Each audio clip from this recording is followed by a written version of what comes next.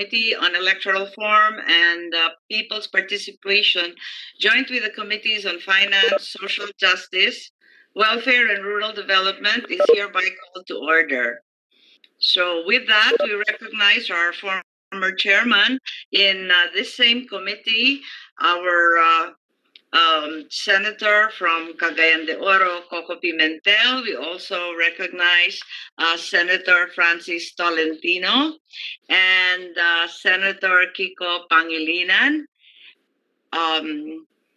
We also would like to indicate that despite this overwhelming quorum, the fact is that the public hearing of January 20 was merely suspended. So we are more than able to conduct business today. May I call on my committee secretary, Attorney Dana Alberto, to acknowledge the presence of our many resource persons. Good morning. The Committee on Electoral Reforms and People's Participation would like to acknowledge the presence of our distinguished guests, namely, from COMELEC, Commissioner Marlon Casquejo, Executive Director Bartolome Sino Cruz Jr., Deputy Executive Director Teopisto Elnas Jr., Director Esther Villaflor Rojas, Director Jeannie Flororita, Attorney Albert Rodriguez,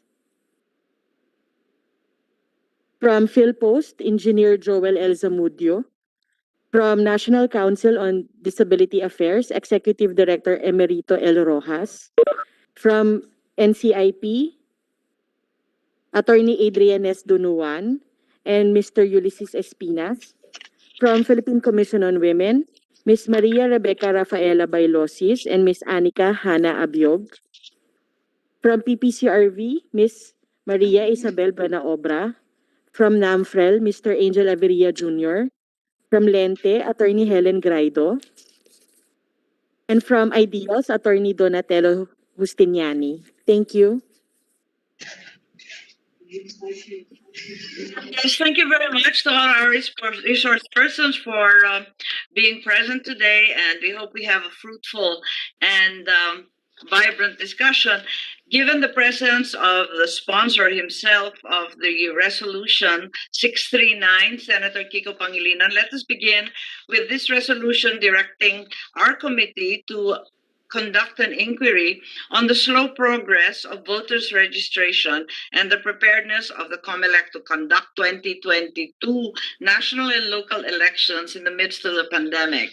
I would like to call on Senator Kiko Pangilinan to make a sponsorship or introductory speech if he so desires. Thank you, Madam Chairperson, colleagues in the Senate, magandang umaga, and of course to our resource persons from the COMELEC. Good morning to everyone.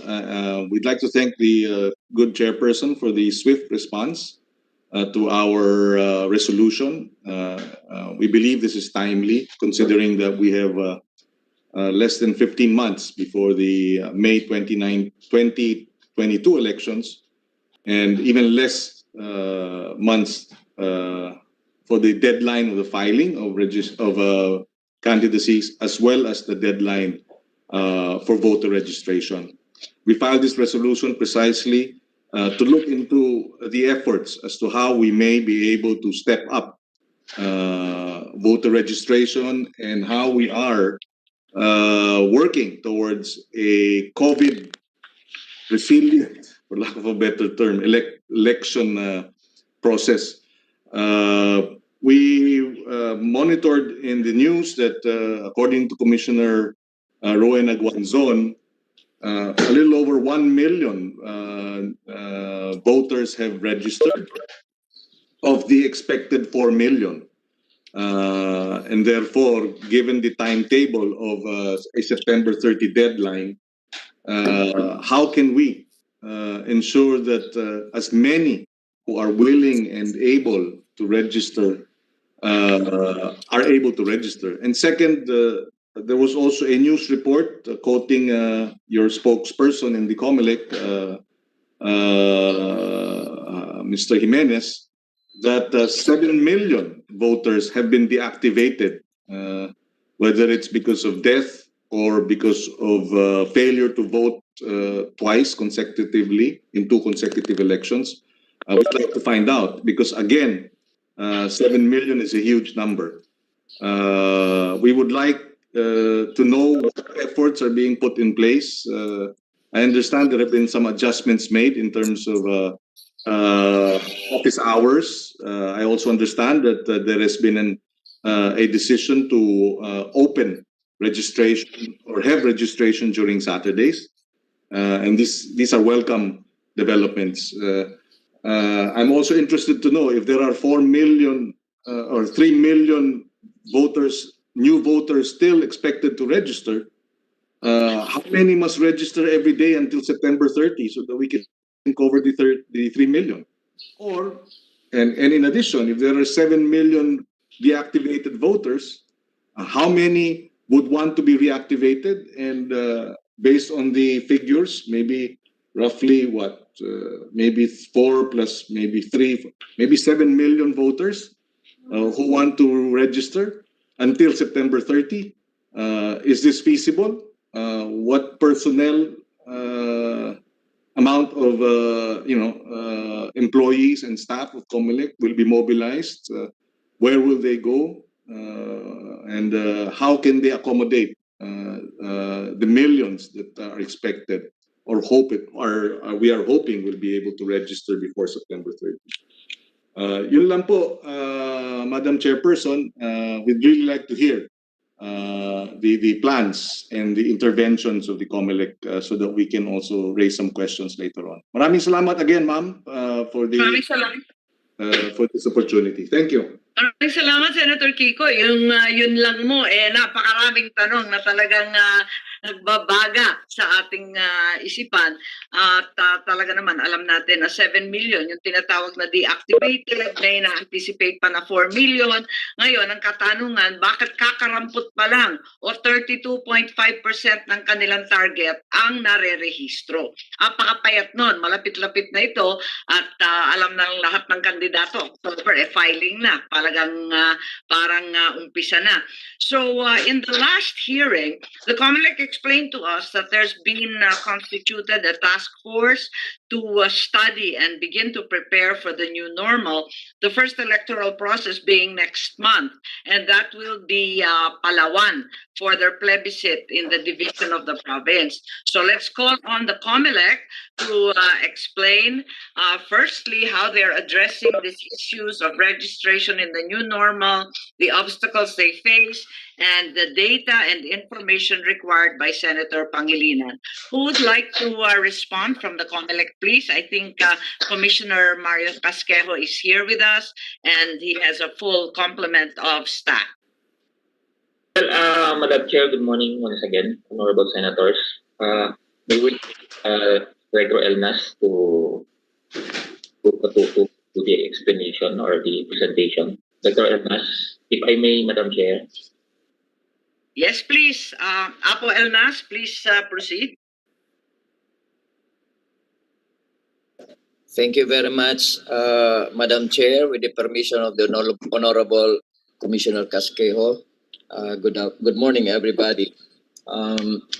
First and foremost, I would like to start from the period in which right after the 2019 national and local elections, wherein we had 61.8 million registered voters. And thereafter, when we prepared for the resumption of the continuing registration, Your Honors, Madam Chair, during the August ERB hearing, we were able to deactivate as many as 7, tama yung sinabi ni Senator Pangilinan, the Commission on Elections through the election registration boards during the August ERB hearing, we were able to deactivate as many as 7 million registration records, due mainly to failure to vote twice. Okay. So along that line, bumaba tayo from 61 million to 54 million, 54.5 million. Then thereafter, we resumed the conduct of registration in preparation for the barangay and SK elections, wherein were registered 2.7 million for the regular voters and 2.9 million for SK voters who aging 15 to 17. And considering the fact that the barangay and SK elections scheduled for the 2020 May was postponed or rescheduled, the Commission on Elections resumed the conduct of registration from January up to March, wherein we were able to register as many as 464,066 new voters. But unfortunately, middle of March, nagkaka-COVID tayo, nagka-lockdown tayo. So the Commission on Elections suspended the conduct of registration. And thereafter, we resumed the conduct of registration on September 2020, but with some restrictions because of the COVID pandemic. So though we resumed the conduct of registration, we limited the number of registration hours, and also we limited the number of registration days in a week. So making it registration from 8 o'clock only and up to 3 o'clock in the afternoon. And we have that disinfection day every week, which is Friday. Along that line, there were some areas where in which they were not able to conduct the registration outright because of some reasons, because there were some localized lockdown. The office of the election officers were locked down due to the presence of COVID cases in the area and some other factors. So with that, we were able from September up to January, despite the slowdown of our registration because of one, the pandemic situation, the restriction as far as the travel of the applicants for registration as well as personnel of the Commission on Elections. Second, yung mga localized lockdown, bigla na lang magsasara ang opisina, ang munisipyo dahil mayroong COVID cases na reported. And of course, yung fear ng mga tao na pupunta sa opisina, lalabas, pupunta sa opisina ng Commission on Elections para magparehistro. Added to the fact that those minors at the time were not allowed to go out and register. So on that line, despite the situation, we were able to register as many as 1.3 million from the period of September up to January ERB hearing, Your Honors. Okay, so while it is true that we are targeting 4 million for the first-time voters, be it remembered that those already registered as SK voters during the supposedly barangay elections, there were 1.6 of them.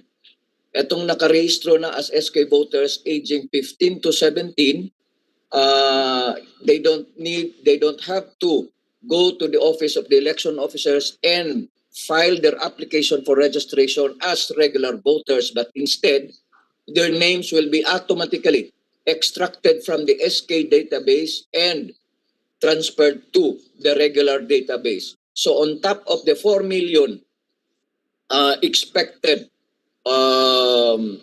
applicants for registration for 2022 national and local elections, mayroon na tayong 1.6 million who will be 18 this coming 2022 na i-extract na lang natin yan without them having to troop into the office of the election officer to file their registration. So automatic na yan, although i-submit sa ERB hearing and approval. So that's 1.6 million plus yung current natin na registration output from September to January, which is 1.3 million. So kunti na lang na chunk ito for the remaining days of our registration, Your Honor.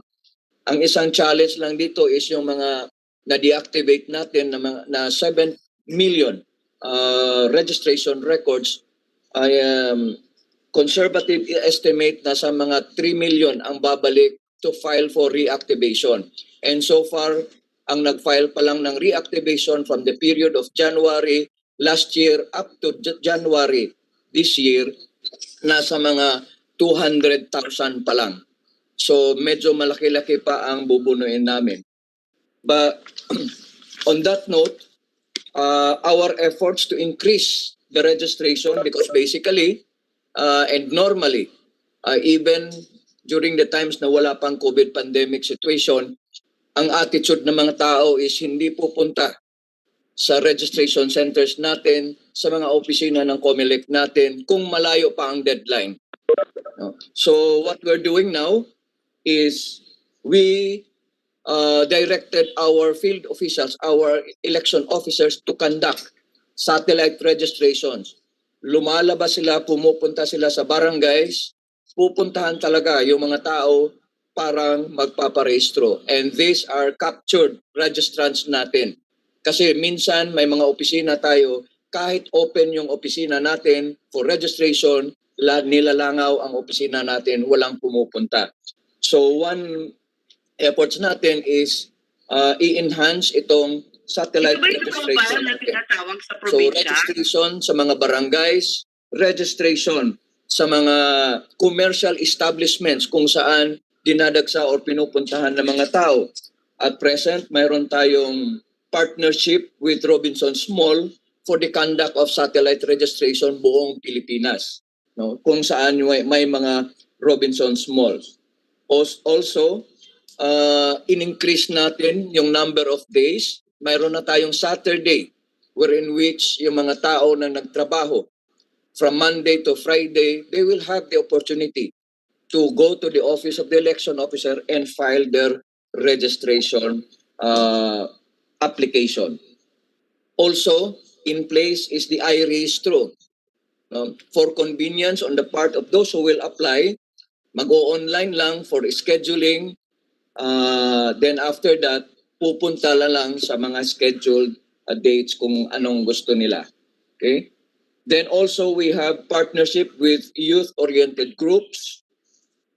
We conducted the Woka Woka we will be conducting Woka Woka on February 22. That is spearheaded by the Education and Information Department of the Commission. YouTube Voter Education Central. We have the Radyo COMELEC sa Quarantalk on online live weekly show in COMELEC FB. Then we also launched the infomercial, magparehistro ka online, and other public awareness events.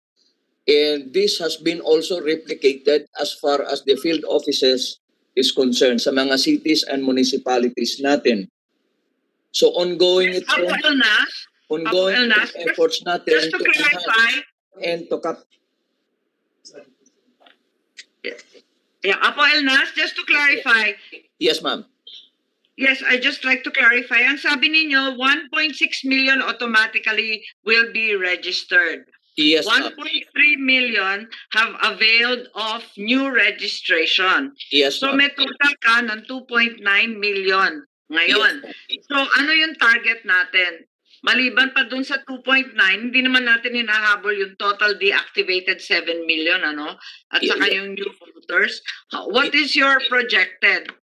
Per data from the National Statistics Office, Your Honor, Madam Chair, the expected persons na mag-18 by 2022 national and local elections is 4 million. So yung 4 million na yan, ima-minus na natin yung 1.3 na actual na at na-approve na nagparehistro.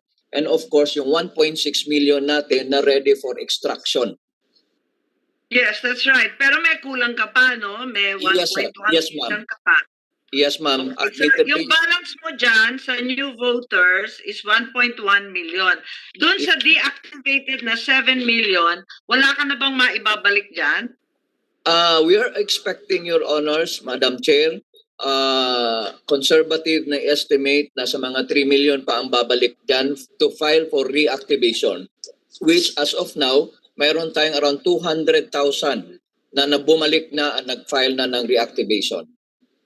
So yun yung mga target natin, ma'am, yung na-deactivate. We've been sending notices to them for them to file their reactivation. Okay, so your working number is 4.1 million pa hanggang October. Tama? I see Senator Kiko raising his hand. Yes, thank you. Just to clarify that in connection with the points raised by the chairperson, sabi ninyo 52 million ang registered voters sa ngayon. Tama po ba yun? Kasi na-deactivate, after deactivating yung 7. Tama? 52 million registered voters. Naka-mute Ang ata. narinig ko 54.5. Tama sorry ba? po. Alin ang... Sorry po. Nasa Okay. as of January ERB hearing, Your Honor, nasa 58,204,224 So, na ang iba-iba. registered voters natin. Okay, so 58 million registered voters. It used to be 62. Tama po ba yun? 61 po. 61. Okay, so 61. Almost. So now 58. These are the registered voters. But what does PSA say in terms of your breakdown of ages? Should be the actual estimated or the estimated registered voters. Mayroon ka? Di ba? Mayroon ka. Ano ang population ng ating bansa na 18 years old and above? Pretty much, that's the question. Can we may I refer you to the Director Yes, please. of the Election Records and Statistics Department, Yes, Your please. Honor? Go ahead.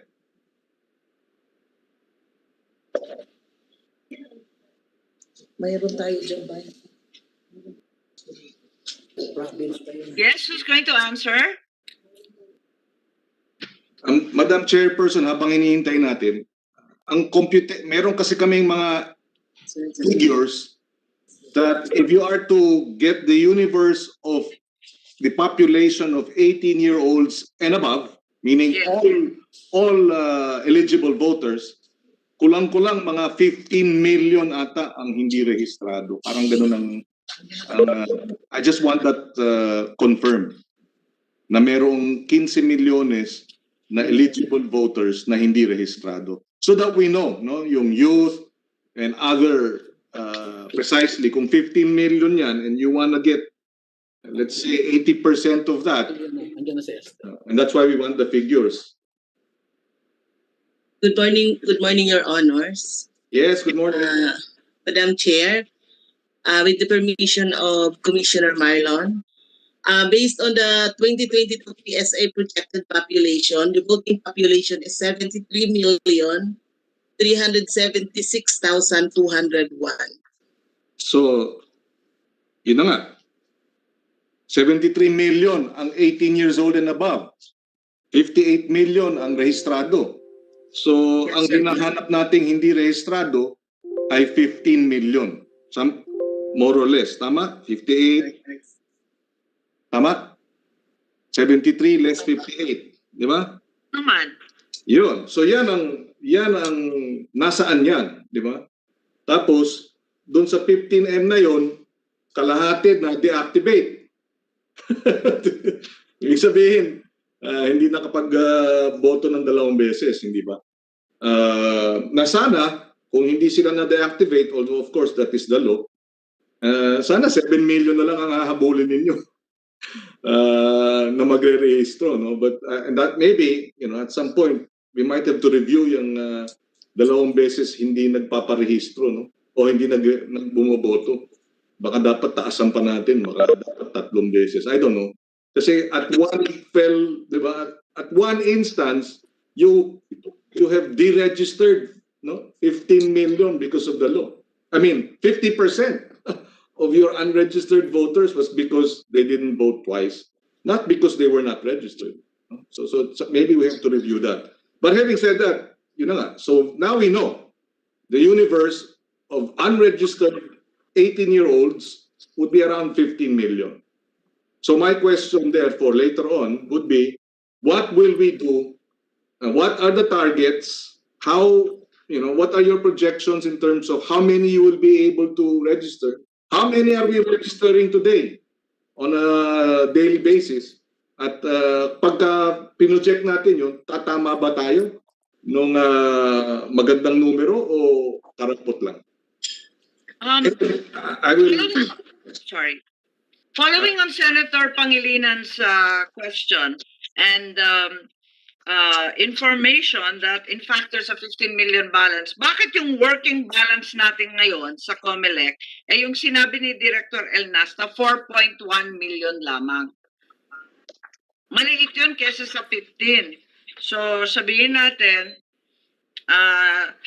may 2.9 already registered, pagkatapos may 3 million sa deactivated. Ang sinasabi ninyo, 4.1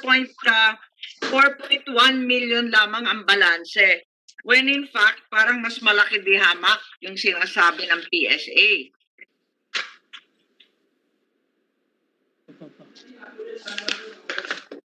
Maybe Director Elnas and Director Esther, I cannot see your name completely. Madam Chair, if I may, with the permission of Marlon, the 4 million is based on the data of the expected persons who will turn 18 by 2022 after the 2019 elections. Kasi po yung talagang... Hindi. Yung sinasabi ko, yung mga working targets po natin, napakababa kung ihahambing sa universe of 15 million na sinasaad ni Senator Pangilinan. Kasi ang sinasabi natin, nakapag-rehistro na tayo ng 2.9 million, yung automatic na yon at saka yung bagong register, nasa 2.9 million lang yon.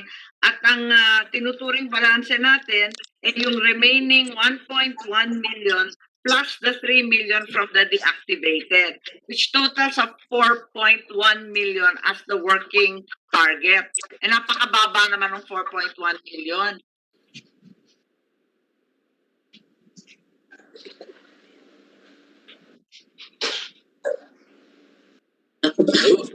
Maybe our commissioner can respond because this is a matter of policy also. And Chair, if I may, Chair. Yes, thank you very much. Yes, please, Mr. Commissioner. Well, Madam Chair, Normal Senators, the 4.1 million is based on the expected population who will turn 18. So this would be personal. So yes, the 7 million were deactivated because of failure to vote twice. They are already in our record. All they have to do is apply for reactivation. So that will be not part of our target because they are already part of the in our. However, they were just deactivated because they failed to vote in 2 consecutive elections. And maybe So, Commissioner, you're saying doon sa 15 million, tanggal na muna yung 4 million out of the 7. So, Yes. tanggal na muna yung 4. So, yung working target would be 11 million. Out of the 11 million, tatanggalin natin yung 2.9. Diba? Kasi yung 2.9, rehistrado na yun. Tapos ng boxing dyan, in effect. Tama po ba? So that's another 7.1 million remaining. So our balance by definition should be 7.1 and not 4.1. Is that correct? 7.1 that includes those who were deactivated that they are expecting na babalik sila. Madam Chair, just a clarification, ma'am. I'm sorry. Yes? Yes, thank you. Just to clarify, yung 4.1 million, these are the first-time voters. Yung will turn 18, tama? So yun yung kina-target. That is the PSA projection for 18. New Yes, 4.1. And then, on top of, so i-menos na natin yung 1.6 na SK, sabi ninyo, kasi nga, yan, i-extract na lang ninyo, okay? At tatanggalin pa ninyo yung nagrehistro na first-time voters ng 1.3. Tama? So, lumalabas, 1.1 million na lang dun sa 4.1 ang first-time voters based on PSA data na hindi pa rehistrado. So, yan ang target ninyong 1.1. Now, 15 million yung sinasabi ng PSA ang ages 18 years old and above na hindi rehistrado. Di ba? Kasi 73 million ang buong universe ng eligible voters, 18-year-olds and above, and then 58 million lang ang rehistrado. So meron kang 15 million 18 years old and above na hindi rehistrado. Tama? Yun ang target. Di ba? I think the 15 million, Senator Pangilinan, with all due respect, the 15 million refers yata, from my understanding kay Director Esther, ito yung eligible but not registered. Yes. Sorry, clarification. Hindi sila lahat bagong botante. In other words, dadagdagan mo pa ng 1.1 million na registered, na non-registered to be 18, tama? By 2022. So you're looking really at a universe of 16.1 million who should register, ideally, di ba? Who are eligible for registration by May 2022 but are not. Di ba? Tama? Tama ba yun? So far, so good? So, that is the target in terms of, are we going to hit 80% of that? Are we going to hit 50% of that? Yun ang tinatanong natin. So, just to confirm, tama po ba yun? 16.1 M ang non-registered but eligible to vote by 2022 in terms of PSA and COMELEC data. Tama?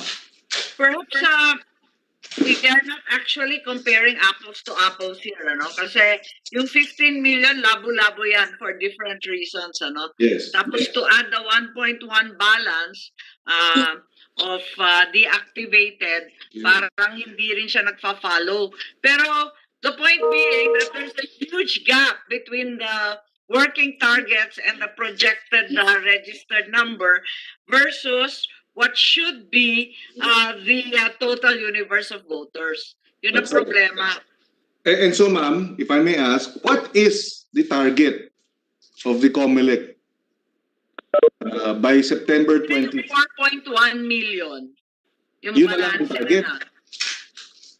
Oo, yun na lang ang target. 1.1 million balance doon sa 4 million na new voters, tapos 3 million yung maibabalik from the 7 million deactivated. Tama po ba yun? Apo Elnas, tama ba yung pagkadinig ko? Yes po, ma'am. Tama yun, ma'am. Of the 7 million deactivated voters, where conservative estimate is 3 million ang babalik to file for reactivation. Then we have this 4 million na first-time voters, and along that line, mayroon na tayong 1.3 na na-rehistro na and 1.6 na for extraction. So, roughly mga 1.6 million, mga 1 million na lang yung tatargetin natin, ma'am, up to the end of the registration period, which is September, ma'am. Which is why, and that's the question raised by the chairperson, bakit ganun lang ang halaga kung ang estima nga natin 15 million ang hindi pa rehistrado? Why are we just targeting 1 million? Hindi po ba? Maybe while the COMELEC is trying to put together their numbers, we can also call the stakeholders like PPCRV, NAMFRE, Lente, Democracy Watch, IDEA, CENTEG. Do you have any input or recommendation with regard to the slow registration resolution of Senator Kiko? May maidadagdag po ba yung ating stakeholders? If I may Yes, clarify, please. Miss Buena Obra. Which group do you represent po? PPCRB po. Okay, magandang umaga po. Thank you for the opportunity to clarify. I'd like to find out, just to clarify, there are overseas Filipino workers who I understand from Dole, about 500,000, who have returned because of the pandemic. Are they included in the statistics? Will they be included in the 7 million deactivated voters, for example? Will they be allowed to re-register so that they can vote, considering that it's going to be about just a year before elections? Baka hindi po sila makalabas ng bansa, pwede po ba silang maisama? Yan lang po ang tanong na gusto kong pong ma-clarify. Salamat po. If I may add, nung nakaraang meeting namin, pinag-usapan nga yung mga OFW, higit sa lahat yung mga seamen, na nagre-request na kung maaari mag-rehistro sila na online, by mail, or sa iba pang paraan kasi hindi na nga nila kaya. Pagkatapos, yung mga repatriated OFWs na narito sa Pilipinas, nalilito sila kasi kung magre-rehistro sila sa Pilipinas, pagkatapos biglang ma-deploy sila sa abroad na siyang kagustuhan nila, disqualified naman sila bumoto sa ibang lugar. So, there were those questions that you rightly pointed out last time. Perhaps we call on COMELEC to address these issues that have probably contributed to the slow registration as well. Kasama na po ba yung OFW dyan sa COMELEC, please? Madam Chair, yung 15 million as according to PSA, that includes also the overseas OFWs. Kasi marami din naman kasi mga OFWs na mahirapan talaga sila magparehistro. So even if we get the data from the DOLE, sinasabi ni Senator Drillo, there are about 15 million overseas workers.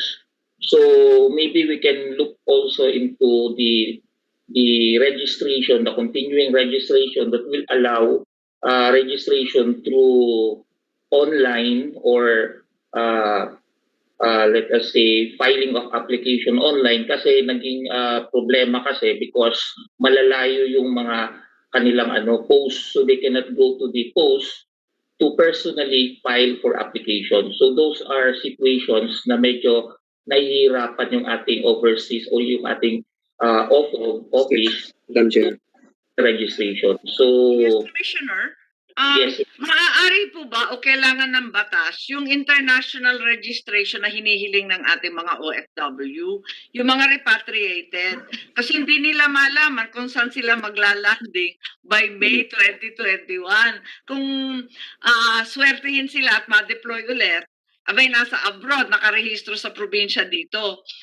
Hindi nila malaman kung po pwede daw yung international. Ganun din ang naging issue dito, Madam Chair, because once they return their registration in the Philippines, yung kanilang registration abroad will be cancelled. That's right. Na transfer. Kapag nag-deploy sila on election day, they are disqualified. Madam Chair, if I may interject. Yung mga seamen, malaking problema. Yes, Senator Francis was with me during the January hearing, and this was discussed. Yes, Senator Tolentino, please. I think, with due respect to the Commissioner, I think I was the one who raised that issue during the previous hearing. It's not just the question of how to register, but ultimately the question is how and where to vote insofar as the seafarers are concerned. Nasa laot sila 6 months ang kontrata ng seaman, yun ang sa seaman's book nila. Kahit nakarating sila sa, if I can remember correctly, my example was Rotterdam. Even if they reach the port of Rotterdam, they have to travel to The Hague to go to the embassy and vote. So the rest of the story goes that way. So it's the manner of voting perhaps, not just the registration. Just an input, Madam Chair. Thank you. Yes, that's right. That was brought out very, very clearly in the last hearing, and probably answers some part of the question of Senator Pangilinan na pagkarami-rami talagang hindi nakakaboto. Kung mababa yung local registration, di hamak na mas kakarampot talaga yung OFW. Ma'am, if I just may... Yes, Senator Pangilinan, please. Hindi pa nasasagot yung tanong natin na 15 or Oo 16 naman, million babalik tayo doon. Kailangan, may utang pa sila. ang eligible to register but are not registered. Malaking bagay po ito dahil tandaan po natin nung May 2016 elections for the president, 16 million ang botante na bumoto kay Presidente Duterte. So itong 15 million na to ay hindi birong numero ito. The presidency and the Senate, composition of the Senate, the composition of the House will all depend or can very well depend on if we are able to register or not more of those who are not registered. Hindi po ba? Yes, that's right. And as any OFW will tell you, sa hirap na inaabot nila sa abroad, sa dami ng perang pinapadala dito, wala nang iba pang may stake sa kinabukasan ng Pilipinas kundi yung OFW nga naman. So, pwede hong ma-clarify? May we hear from the COMELEC once again and inquire if the working numbers are aligned with the PSA data. It's important to know that, Madam Chairperson, with your permission, because, if it's 15 million, how many a day should we be registering to get, even just half of that? Diba? And September 30. This will also be, basis to say whether or not the COMELEC will decide, is should we extend the deadline for another month, for example? I mean, these are critical questions. Yung deadline natin ngayon para sa registration? September 30. Yun na yung final deadline natin? Yes, ma'am. Yun ang so far. But, that's why nga, we need to know the numbers so that we need to know if we're actually, nakatuon pa sa datos at sa... Kasi kung sinasabi natin 4.1 million lang ang target natin bagong magre-rehistro, for the youth, 3 million yung mare-reactivate, di ba? Kulang pa rin. That's why we want to know what the COMELEC's position is in terms of what we feel, and the chairperson has also observed, is a low target. Anyone from COMELEC can respond, please?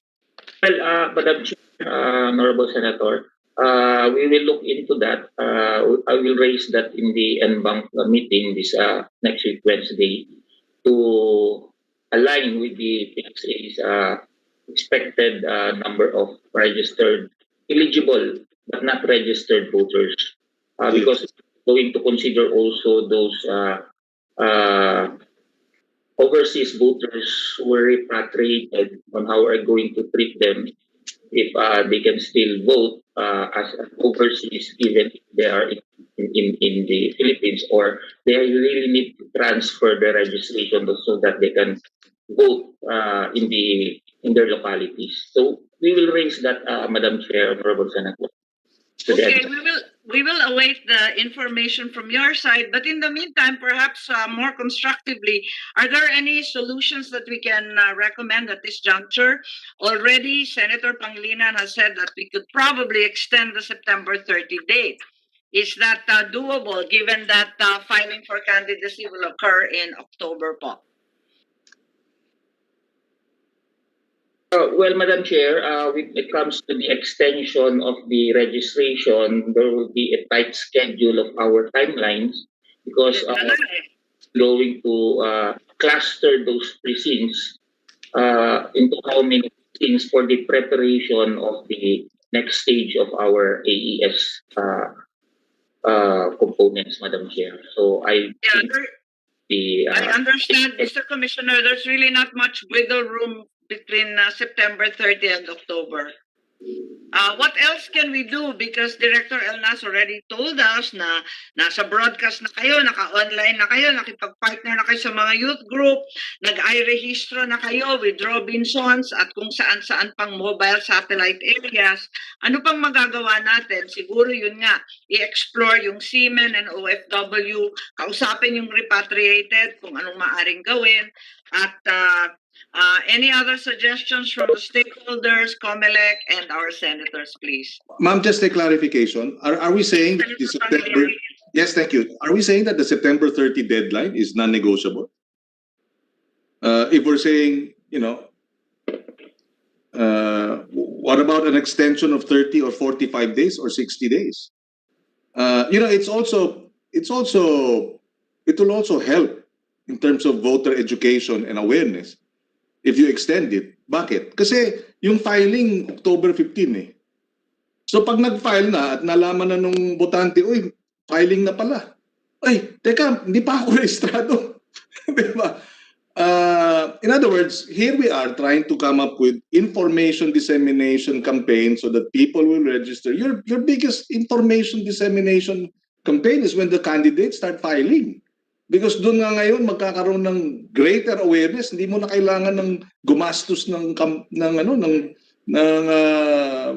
'di ba? Para ikampanya 'yun dahil that in itself. Excited na tao eh. Yes.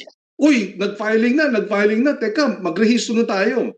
So, if it's just a matter of 30 days extension or 45 days extension, I think the COMELEC should consider this. Because precisely, you have 15 million estimated who are not registered. So, every step at getting them to register should be taken into consideration.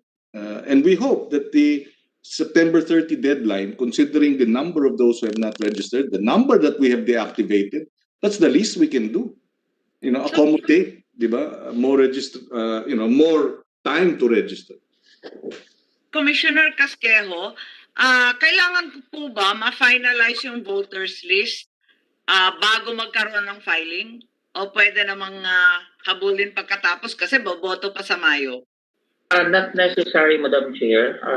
The filing is not dependent on the voters. But what naging effect is the tight schedule of our configuration of the machines and location for the 2022 NLP kung ilang clustered precincts yung natin affected dito. So, but then again, we are not closing doors, Madam Chair. What I'm saying is it will be a very, very tight schedule for us in our time. So, ang daming apektado from the configuration, from everything, and so on and so forth. But then again, we will look into that situation, Madam Chair. Tama po yun. We understand completely the exigencies of COVID and all the problems that have ensued from it. At step 1 pa lang to, yung botohan, isa pang drama yun. Yung campaign, isa pa yun. Marami po talagang problema itong kampanya at halalan sa panahon ng pandemya. So, Eric Alvia, I think, is raising his hand. Eric, please. Yes, ma'am. Ma'am, yes, may we also be clarified as to if COMELEC would allow the public to be made aware of the 7 million who have been delisted from the list. So at least the public will be made aware if he or she is still part of the list. That's one. Then another would be also, yeah. That's a good Then start. the second one, ma'am, would be, yeah. Are those lists available in the COMELEC offices right now? Are they made public, as Eric has said? Yes, Madam Chair. It's posted in our bulletin boards of each OEOs. And even during ERB hearing, they were notified that they were deactivated. Okay. Can it be made online also? Yes, we will do that. Madam Chair, just on that point. Yes, please. Yes, nabanggit ninyo na they just have to apply for reactivation. It means they still have to go physically, no, to the COMELEC and apply for reactivation. Tama po ba yan? Yes, Madam Chair. Correct, Madam Chair, for verification whether or not that person really is the person who is applying for reactivation. But they don't do again the capturing of the biometrics and also the fingerprints unless they will change their signature. Okay, so it's simpler. Yes. It's simpler. Okay, sige. Maraming salamat. Thank you. Thank you. I think Eric had another question, but he doesn't seem to be present anymore on my screen. Ma'am, I'm still around. Yes, ma'am. Okay. I just turned off my video. I have connectivity issues. Yeah, The you second had one another would be, question? yes, ma'am. The second one would refer to the transferees also, because we know that, as mentioned already by Ms. Pinoobla, there are a lot of OAVs who have the potential to be voters. No? In fact, most OAVs are eligible voters. No?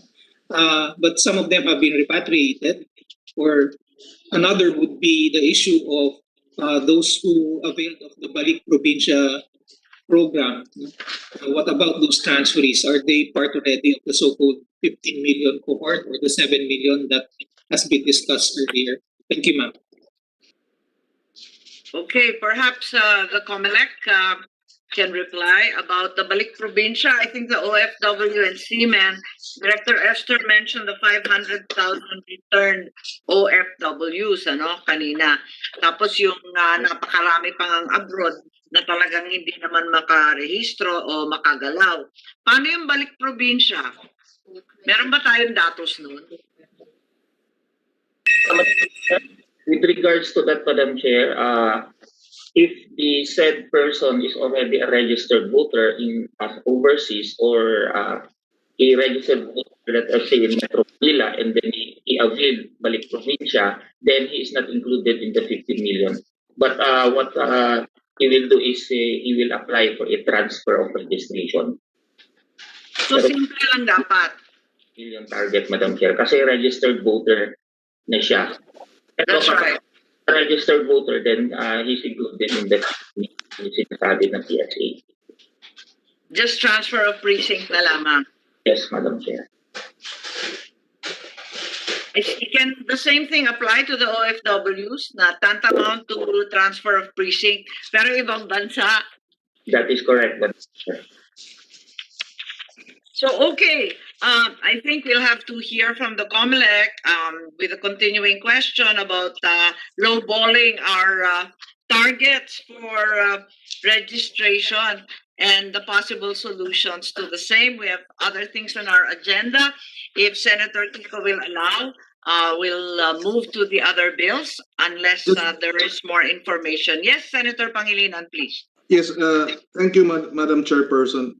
Just a clarification on the an administrative matter. The matter of COVID-proof elections. We'd like to raise some concerns regarding this because I don't know if now is the right time based on the resolution, or do we tackle other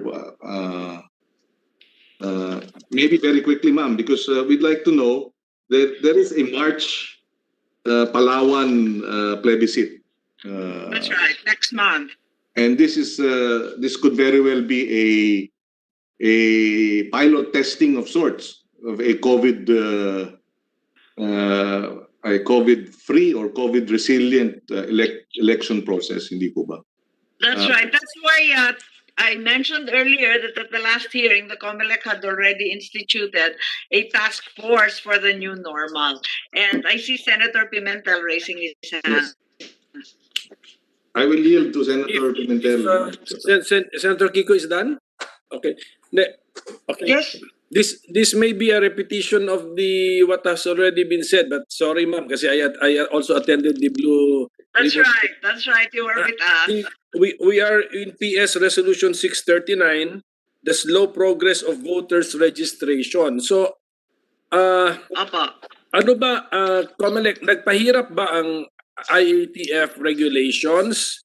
Bawal ba lumabas yung mga affected parties? Ngayon, if yes, by March siguro pag mag-MGCQ na tayo, siguro wala na yung reason na yan. Kaya ang next tanong ko, meron ba kayong go out and register media campaign? Kung malabo pa ngayon dahil sa IATF regulations, anticipate that by March, medyo more or less new normal na yan. Where the below 18, the close to 18, can already go out. Implement po natin yung go out and register campaign if meron. Kaya yung tanong ko, meron ba? Madam Chair. Yes, please. Yes. Elna. Yes, Director Leonas, please. Thank you, Madam Chair. Now, as far as the restriction is concerned, while it is true na yung mga 60 above and yung mga 18 ay hindi, but at that time, hindi pa pwedeng lumabas. Pero once nasa opisina namin sila, ang instructions namin to the election officer is for them to register, for them to receive the application for registration. So, yun ang ano namin, so yun ang policy natin. Then second is yung efforts natin mayroon tayong efforts in place na one is yung satellite registration, pumupunta sa labas yung mga election officer natin sa mga barangay, conduct satellite registration, plus mayroon tayo ngayong March na gagawin with all massive information campaign na nagsasabi na lalabas itong mga tao na hindi pa nagparehistro at magparehistro sila. That's our campaign through the media, through social media, through the radio, etc. Enticing people who are not yet registered to register this coming March po. So, tama. You really have this all-out media plan campaign this coming March. Meron naman pala. So, very good. So, please stop.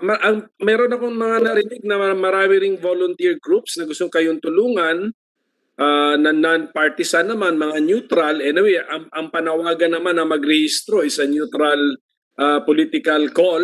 Di ba? So, itap. Right. So, kung bukas ang isip ng COMELEC to also tap these groups. They may be political groups, but the call, di ba? Ang panawagan na magrehistro, neutral po yun. So, sana po bukas ang isip ng COMELEC na magpatulong sa mga grupo na ito. Tama po ba yun? Yes, sir. Tama yan, sir. In fact, mayroon na kaming isang partnership with youth-oriented groups na pinapartner namin to enhance yung campaign natin na magpaparehistro yung mga tao. And also, our election officers are on the process of, or in coordination with the school administrators, mga local non-government organizations to assist and help us in our campaign na makakapagparehistro na lahat na hindi pa nagparehistro po. At saka, Madam Chair, ako kasi naka-experience na ako ng transfer of voter registration Na-experience ko na yun I was originally a Marikina voter and then pinatransfer ko sa Cagayan de Oro yan. Decades ago, napalipat ko na. Madali yung sistema. So I hope you have retained the very easy and convenient system. Ngayon, gawin nyo rin sanang madali ang sistema doon sa OFW na registered sa overseas voting system na lilipat ngayon sa normal voting system because kailangan is now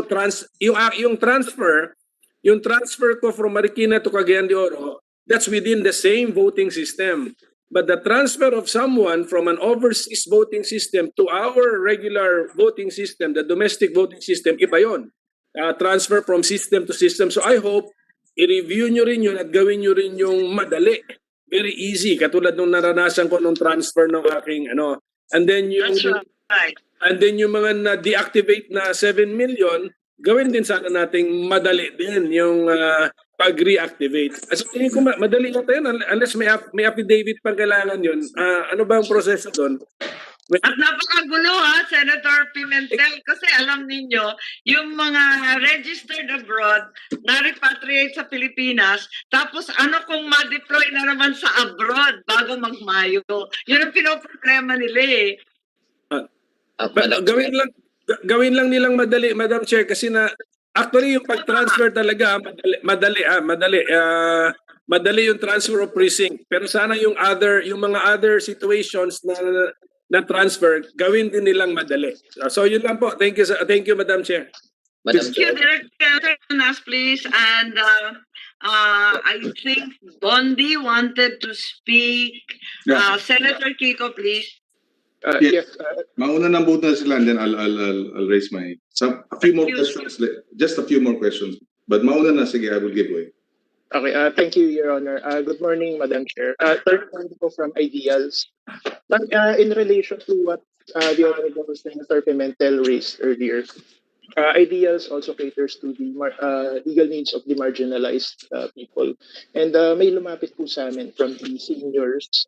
They were asking if paano po sila magre-register considering na under the IATF guidelines, persons above 65 are required to remain in their houses, except for when obtaining essential goods and services. Now, it was mentioned earlier by the COMELEC that they will entertain seniors, but perhaps it's not clear to them if ang registration po ba for voting ay isang i-count as essential service. Because when COMELEC started entertaining citizens for registration last year during September, nasa balita po na the Joint Task Force COVID Shield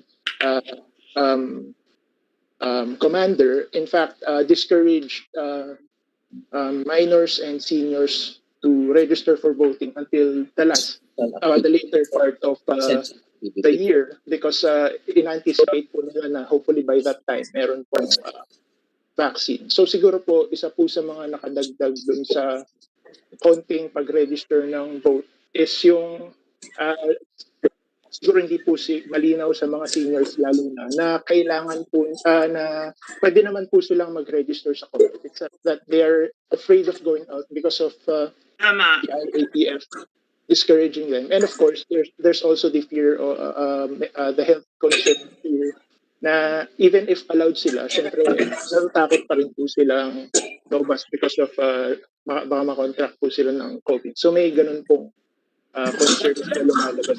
I agree, Dondi, kasi to the credit of COMELEC, talaga naman na nag-effort na sila na i-disseminate yung information.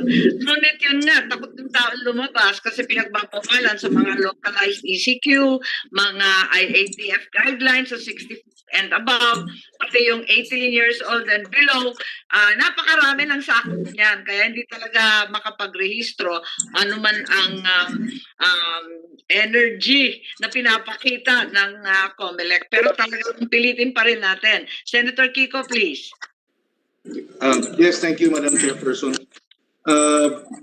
Just a few more questions. Doon sa 1.6 million na i-extract from SK, do they have to do anything?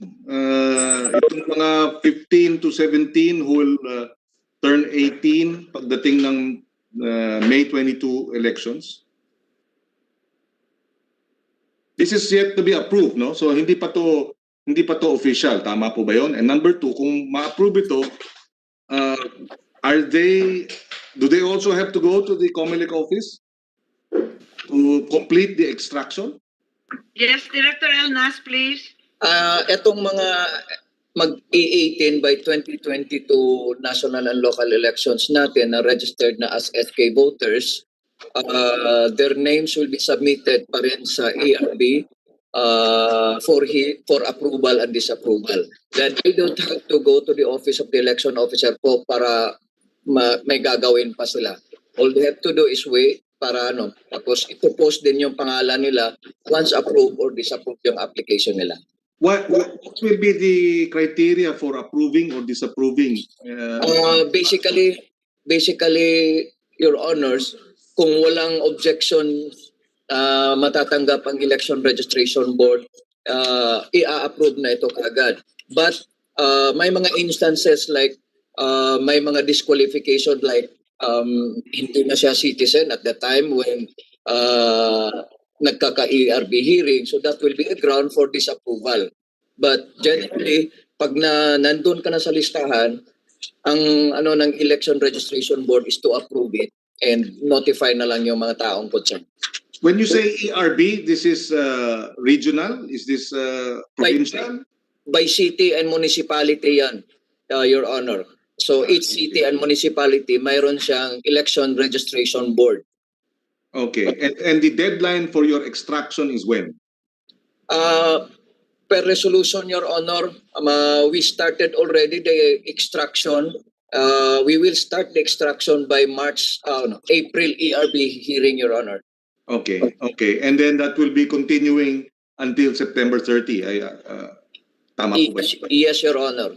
Okay.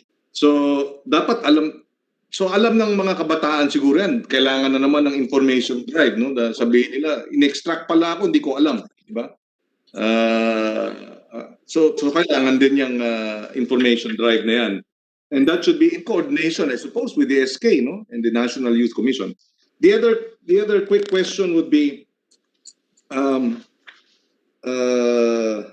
well, the reason why we want to have those numbers, and maybe it can be submitted na lang po, Madam Chairperson, yung ano yung target ninyo of the 15 million, because we want to know the daily, ipoproject natin. Kasi kung 3 million voters, dati kino-compute ko, hanggang September 30, I think you need something like 80,000 a week, di ba?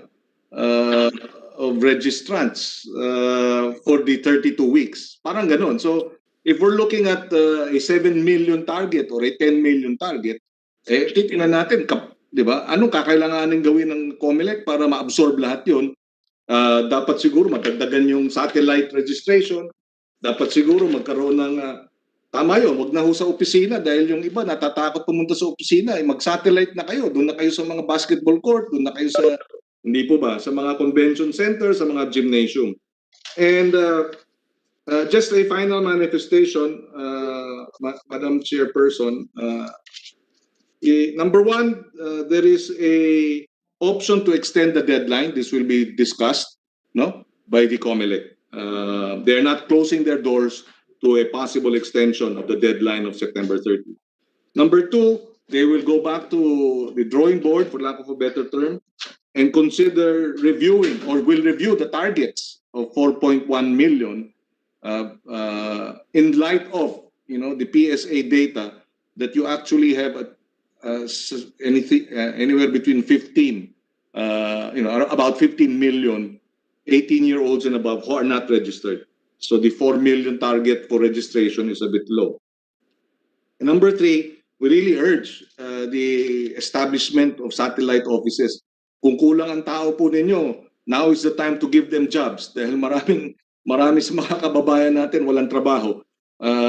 Baka dapat kasama na sa tulong at suporta sa ating mga kababayan walang trabaho, kumuha tayo ng mga dagdag na personnel para dito sa mga kailangan gawin para ipaghandaan yung May 22 elections.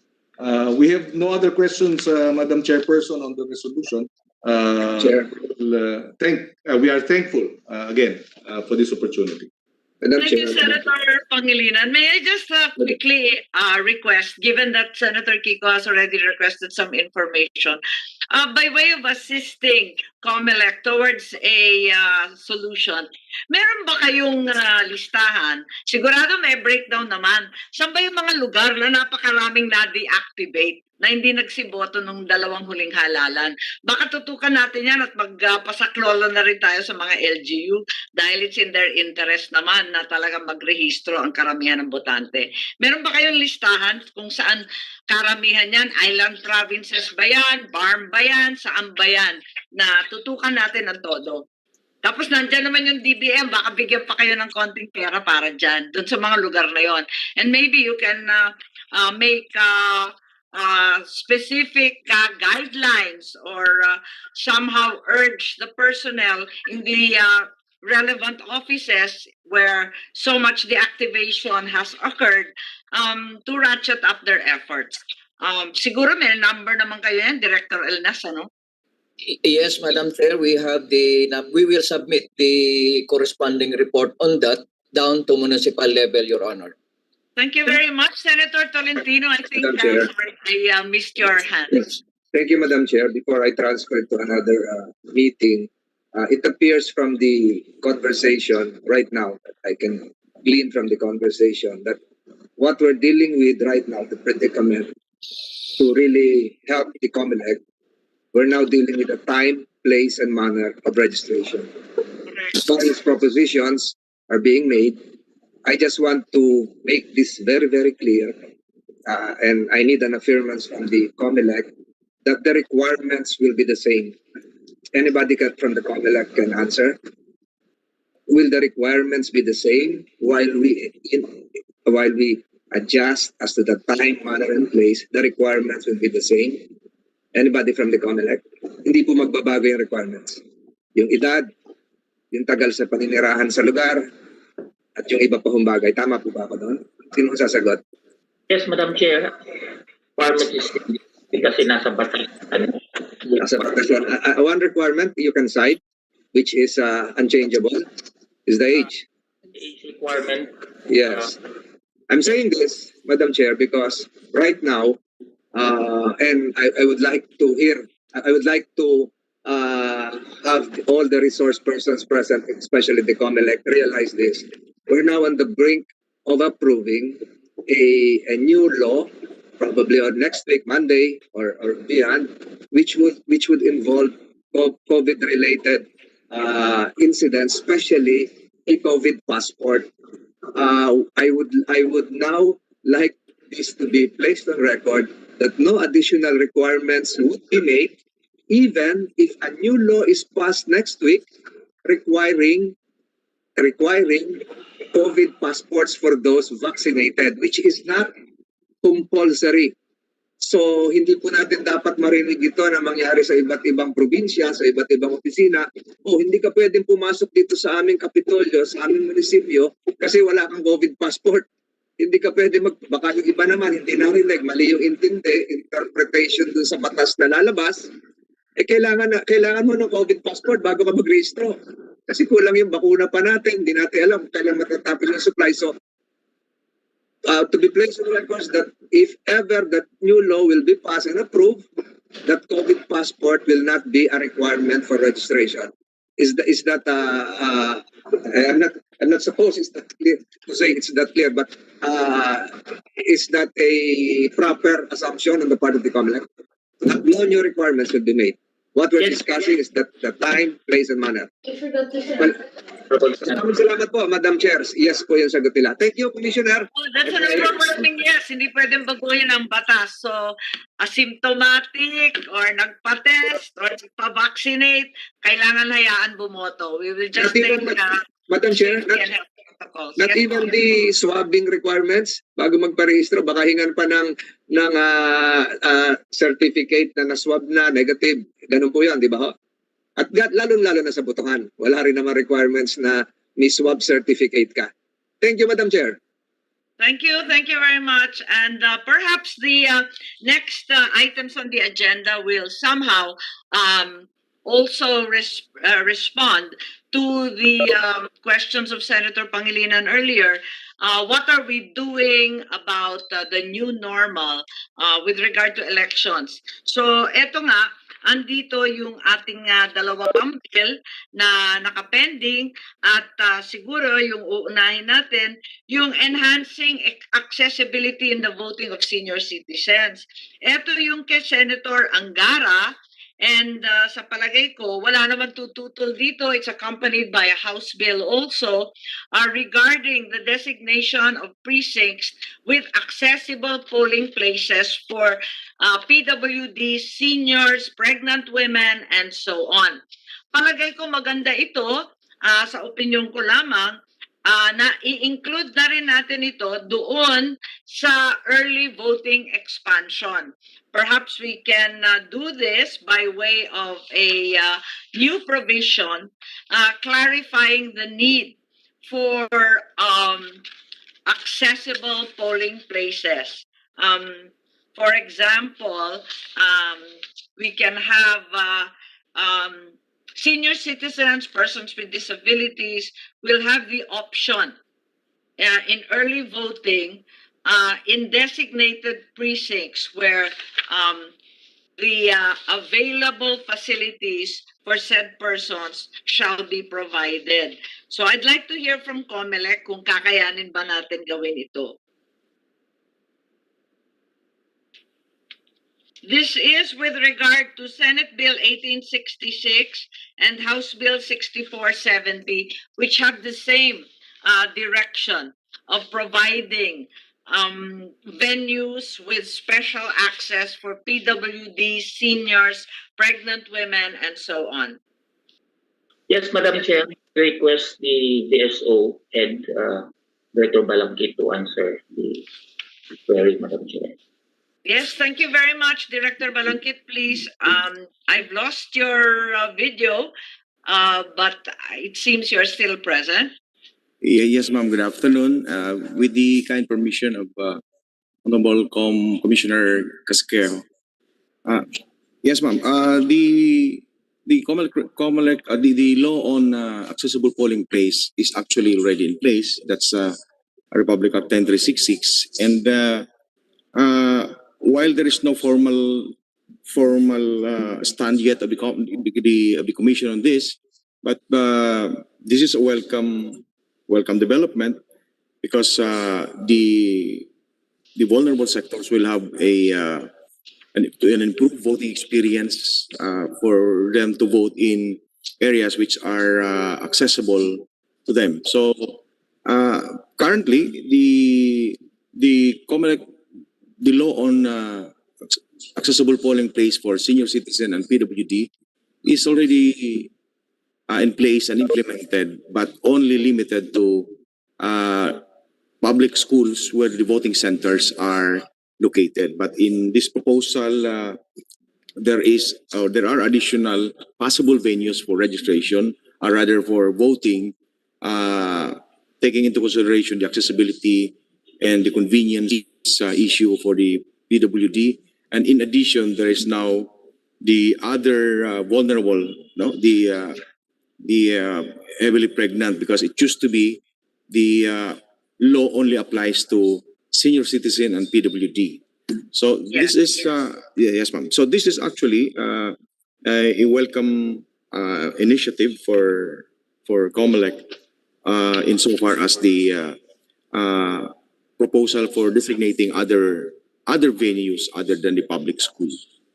Thank you. Yes, Commissioner Marlon and to Director Balangkit, what I was thinking was that this probably does not require a standalone bill, given that, as you said, RA 10366 already imposes this requirement that accessible polling places be established. Perhaps what we could do is, in as much as we are in the process of completing the committee report on early voting, doon sa early voting na siyang nagta-target rin ng the same group na senior citizens, PWD, and so on, yung expanded early voting natin na committee report, baka magdagdag na lang tayo nung accessible polling place, not necessarily na yung mga public school na sinasaad dati. Ano sa tingin nyo, para hindi masyadong magulo, i-limit natin sa early voting para sabay-sabay na, kasi parehong sectors ang ina-address eh.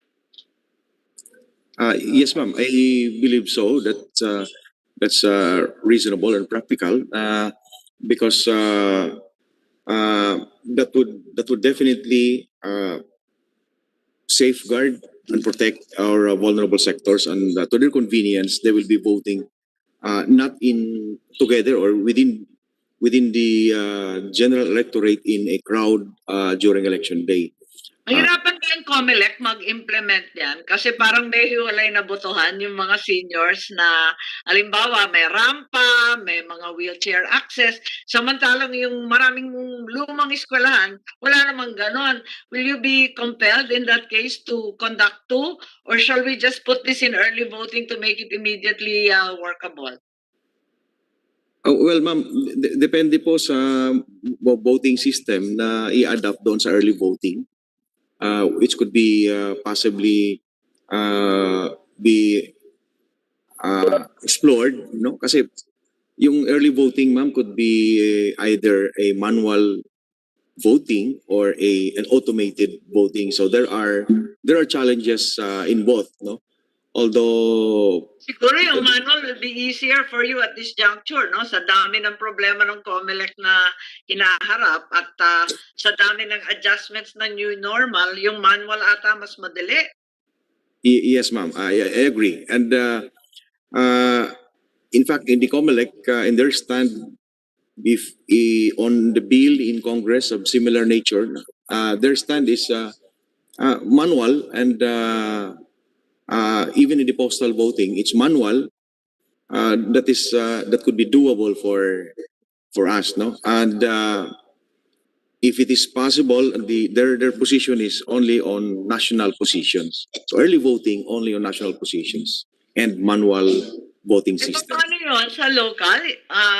Only national. Eh, paano sa local? Mas interesado sila sa local kung minsan eh. Yeah, these are the challenges, ma'am, if we include the local, no? But Bakit? yeah, the first on the procedural part of the implementation, ma'am, no? For instance, Pareho pa rin. Ang papahaba ng balota, yung party list, hindi po ba? Kahit manual yan, eh mahaba pa rin yung balota mo. ma'am, when we say manual, or we are referring to a manual ballot where the voters will have to write their That's right. candidates. I see. It's a manual voting, manual count, manual lahat.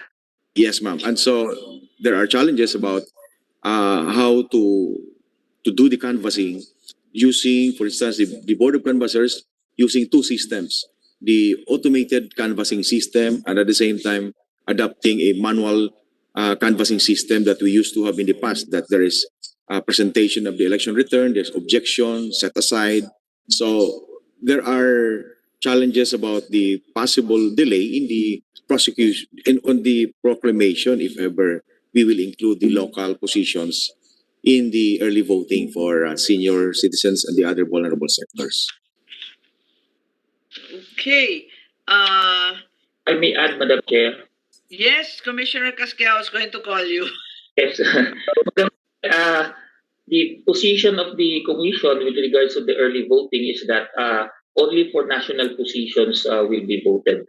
So, in the event that the accessible polling place on election day to those who wanted to vote for the local positions, they might as well not register as an early voting.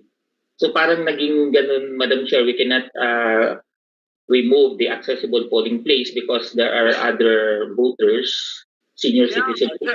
They're far more interested in the local fights. Yes, yes. We are going to pattern, but of course, it will be the Congress who will approve the law. But the stand of the commission, if we apply, we implement the early voting, we will pattern this in a local absentee voting that only national positions and the party list positions will be voted. How difficult would it be to include the local positions?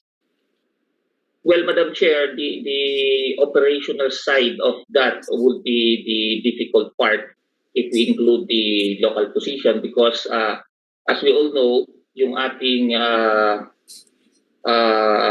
voters, yung balota natin is already sealed at that time. So if we will implement an early voting, we have to remove the official ballots for the particular precincts because it's a precinct-specific official ballot. So if we allow local positions, so the operation difficulty will come in because kukunin pa yung balota mismo na nandun pa sa loob ng treasurer's office. Let us say on a particular precinct, there are 5 senior citizens who availed for early voting. We have to remove the 5 ballots to be filled up by the voters who availed for an early voting. And after that, can't they set those aside earlier on? well, Hindi na siya kasama doon sa sealed. There are 2 packets that will be sealed. Yung maramihan sa treasurer's office, tapos yung iilan na nag-manifest ng intent to vote early. Yes, that is possible, Madam Chair. Again, it's more on the operation side. Yung hassle, ano? Yes, of the hassle only. But then again, if there's a law that is passed by the Congress, then we will comply with that law. Okay. I guess the same issues would arise with the mail-in, ano? I'm wondering what your thoughts are on the mail-in. There are very, very many people who are quite skeptical about postal voting. But I believe that the post office is here to defend their newly computerized system. Maybe call on the postal services, please. I believe you have a representative. Committee secretary, please. Engineer Zamudio po. Yes, engineer. Joel Samudio. I see a space, but I'm not certain. Are you here, please? Is there anyone from the post office who can reply and explain to us? You wrote to me that you're capable of doing postal or mail-in ballots. Please explain, because as you know, the Senate President and many other officials are highly skeptical of our capacity to do the same. Madam Chair, Yes, please. we already sent our position to your office. It was open. Yes, your audio is coming in quite unclear. If you can come closer to your mic, please. Clear na po, Madam? Okay na po. Much better, thank you. Okay. Actually, we already had an experience in delivering election mails from other countries like Spain, Austria, Romania, and France. We also had experience in overseas absentee voting with Oo, ginagawa natin sa absentee voting yung postal.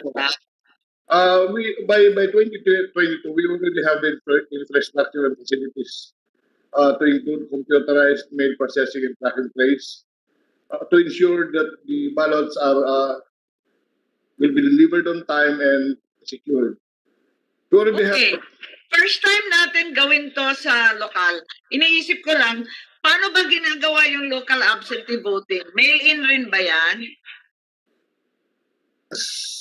I have a team coming from our international affairs already doing research, asking the help from US on how this is being done. No, engineer, we're all aware that mail-in is being done for absentee overseas voting. Ang question ko, meron rin tayong local absentee voting. Mail-in rin ba yan? It's just a matter of information. Maybe someone from COMELEC can reply. Yung local absentee natin, postal service din ba ginagamit? If I may. Yes, anybody from COMELEC? Paano nga ba yung local? Yung local absentee? Yes, please. Anyone from COMELEC, Yes. please? With the information of Commissioner. Yes, okay. Director Balingkit. Ma'am, yung local absentee voting natin is personal po siya, no? Personal siya. Normally, it's in the for example, if it is in the camps, it's one of the areas or classrooms in a camp, no? For media, for instance, in NCR, it's in the regional office. In some other areas, in the provincial office. So this is as an in-person voting. So it's not absentee at all? Yes, ma'am. In person, but absentee in the sense that they will not be voting in the place that they are registered voter. That's why it's a complete misnomer, actually. It's local. Yes, ma'am. It's actually similar to an election day process, but they would not be voting in their voting center in the barangay or city where they are registered voter, but they will be voting in a particular place where they are working or performing election duty on election day. Do they vote on the same day? No, ma'am. Normally, yeah, there are earlier, ma'am. Earlier. 3 days before, 3 days of voting for local absentee voters. So there's really no postal service involved. They still have to go there in person. Ang COMELEC lang mahihirapan at magse-set up kayo ng kumbaga, hiwalay na presinto sa ibang lugar. Yes, ma'am. Bali, kung saan sila nagtatrabaho, kung PNP siya or FFP, Correct.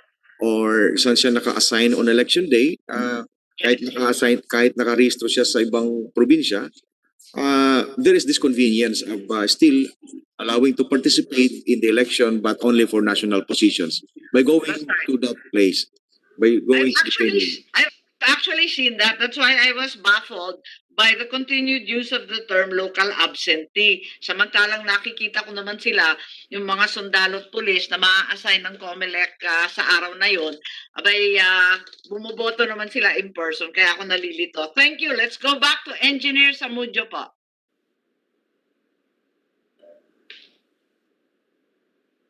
Yes, the Postal Service, sabi ninyo, kaya ninyo. Kasi computerized na po kayo. Yes, Kaya sa local, you're already doing it abroad, about the local. I think the COMELEC, wala pa kasing, there's no guidelines yet on how it is being done locally. So, in terms of the voting, kasi we might add additional, we might request additional support from the government because we might hire additional personnel to support this mail-in voting. Yes, of course. It's a whole new It's a whole new effort. So you'll probably need a logistics and personnel complement that's also entirely new. Ngayon Commissioner Casqueo at yung mga taga-COMELEC, nabanggit na yata ni Commissioner Guanzon, pati si spokesperson Jimenez, nabanggit na yata nila na po pwede siguro kung i-pilot lamang. Kasi nga first time natin sumubok ng ganito. Is that something that we can actually do? Kung saan sabihin natin, yung Postal Service at yung COMELEC have agreed that these are areas where the Postal Service is pinaka-efficient, pinaka-reliable, at matututukan, doon lang tayo magpa-pilot. Halimbawa, pwede ba kaya yun? Kasi that's what we also did with automated, di ba? We chose the barn election as the pilot. Yes, Madam Chair, with the passage of the law, we can do a pilot test with regards to that mail-in voting. So all we need is the assurance from the postal office that on the ballot will arrive not later than election, on the return of the ballot. Kasi baka doon tayo magkakaroon ng problema, tapos na yung election, then here comes the mail-in ballot. Mga ganun issues. But I think the postal office naman is very competent and well because of their computerization. Kaya naman nila, Madam Chair. Thank you very much, Commissioner Casquejo. Sa postal office, kompleto na ba yung computerization effort ninyo? We are enhancing our current track and trace system, and we expect that the full computerization will be done this year. Ang schedule namin is it will be implemented by April or May, and we are sure that by 2022 all of the systems are mature already. I see. So April, May, more or less, kompleto na kayo this year. So by next year, you've had 1 year of practice, ika nga, to fine-tune the setup in the event that we actually get this done. And we support the position that recommendation that it will be done on a pilot test basis, and we can work closely with COMELEC to discuss these areas which we can implement the voting. Thank you. Thank you very much. Okay. Are there any further comments from our stakeholders, NAMFREL, PPCRV, Lente, and the other NGOs on either of these two bills? Yes, please, Ms. Buena Obra. Okay. Thank you, Madam Chair. Perhaps, if I may suggest, the retrieval of the ballot is not an issue, and we are sure that the Philippine Postal Service is able to do that. They have competence. I think what is important would be who will authenticate the identity of the voter. For example, they will be mailing their ballots, so perhaps the identity of the voter at the onset, at the beginning, should also be part of the guidelines. But if it's going to be pilot tested, I think that can be done. Any ideas how that should be done? How do we verify ID? Via mail. I have no idea. Kayo, sa postal service, I think that's very cogent and necessary.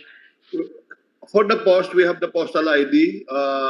We usually ask for that as a validation. Ano yun? Ano yung postal ID? It's actually considered as a government ID also. Where the post is issuing it. May QR code na rin siya to verify if in case using mobile devices, it can be verified kung siya talaga yun. So, I see. and if But there is it can be but if you had the codes, it can be accessed by more than one person, right? I mean, like yung lola magpapatulong sa anak kasi hindi niya sanay yung QR code. Maring yung anak ang boboto at hindi yung lola. That's a possibility po kasi pwede namang ibigay yung cellphone doon sa kwan to verify. Oo nga. Medyo. Siyempre. Yun din ang problema kasi natin ngayong quarantine, di ba? May mga QR code pero hirap tayo sa paggagamit. Sige. Okay. Understood. May postal ID pala. Okay. Ma'am. Madam Chair? Yes, please. Madam Chair, Director Elnas, and I'm not certain. Was it Helen? I don't have Yes, a Madam visual. Chair. That's my problem. Sorry. May I request to be recognized? I'm Yes. Attorney Helen Gardo from the Legal Network for Truthful Elections. And I'm Okay, just pero I'm sorry, Director Elnas was recognized ahead of you. Let's allow All right. Director Elnas and then please Okay. follow. Okay, thank you. Thank you, Madam Chair. Dito lang sa yung sinabi kanina ng postal post office, yung requirements ng for purposes of identity, establishing the identity of the voter, yung requirement na yung postal ID ang kukunin as a requirement for establishing the identity. Baka magka-problema tayo dyan dahil unang-una, if I remember it right, for one to avail of the postal ID, mayroong financial consideration yan, hindi libre. So it would tantamount to a financial requirement before one can exercise or exercise his right to vote. So if that's the case, yun ang concern na natin dyan, ma'am. Ano yung financial requirement, Engineer Samudjo? Basically, they have to pay and apply for the postal ID. How much is it? I think it's, how much? I think it's 500. Ay, malaki din. Yes po. But we can use the SSS or the SIS or any government issued ID as Pwede rin.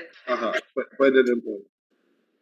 Even kung meron siya ng yung voter's ID Voter's ID. Yes. Pwede rin po yun. Okay. Yes, Director Elnas, and then we'll go to Helen. Thank you, ma'am. I think yung magiging template natin dito, ma'am, yung sa postal voting ng overseas, wherein once ma-establish na natin na doon siya nakatira, andun yung botante nakatira, pinapadala na natin. Or per records, registration records ng botante, kung ano yung address, doon natin pinapadala. For purposes, yun ang mahirap lang talaga sa postal voting because you don't have the process of identification unlike doon sa personal voting. So medyo mahirap yung i-stress or emphasize natin yung identity before the ballots will be received, etc. Medyo mahirapan tayo. So ang postal voting natin sa overseas, it's enough na yung registration records natin, andun yung address, doon natin pinapadala yung balota. Pero sa kaso ng lokal, baka kailangan istriktuhan ng todo, hindi po pwedeng ganun kaluwag. Yes, Helen Graido. Yes, ma'am. Thank you, Madam Chair. You Just have to a comment visual, on- please? You have a visual because I am getting very confused. Sorry. Meron kayong visual? Kasi audio lang Yes, eh. Ayun. Ayun pala eh. There, okay. So, just to comment on the accessible polling places, I think very important is on the manner or the level of implementation as for these polling places. Because we would like to recommend for COMELEC to go back to how the emergency accessible polling places was implemented and how successful it was.